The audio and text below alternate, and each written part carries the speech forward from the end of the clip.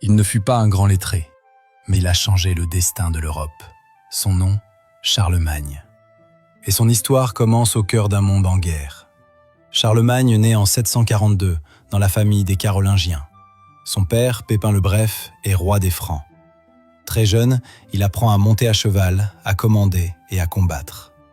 Il ne reçoit pas une grande éducation classique, mais il développe très tôt une curiosité pour le savoir et la langue latine. Dès le départ, il est destiné à régner. À la mort de Pépin en 768, le royaume est partagé entre Charlemagne et son frère Carloman. En 771, Carloman meurt et Charlemagne devient seul roi des Francs. Il n'a pas encore 30 ans, mais il commence déjà à bâtir un pouvoir immense. Pendant des décennies, Charlemagne mène campagne presque sans relâche. Il soumet les Saxons après une guerre longue et brutale. Il conquiert les Lombards en Italie. Il intervient en Espagne. Il repousse les Avars à l'est. Son royaume s'étend alors sur une grande partie de l'Europe occidentale et centrale.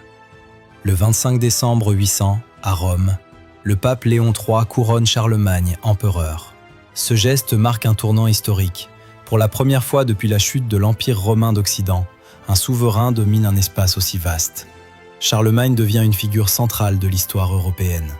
Charlemagne n'était pas un homme de lettres, mais il comprit l'importance du savoir. Il encouragea l'ouverture d'écoles, soutint les clercs et rassembla des savants à sa cour d'Aix-la-Chapelle.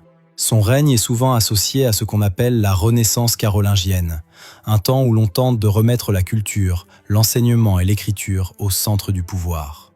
Sa vie privée reste marquée par la puissance. Charlemagne eut plusieurs épouses et de nombreux enfants. Les chroniqueurs le décrivent comme un père très attaché à ses filles. Mais derrière cette image familiale, on retrouve toujours un souverain qui contrôle, décide et impose.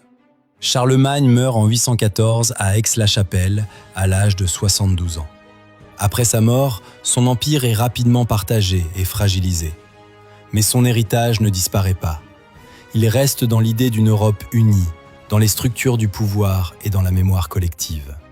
C'est pour cela qu'on l'appelle encore aujourd'hui le père de l'Europe.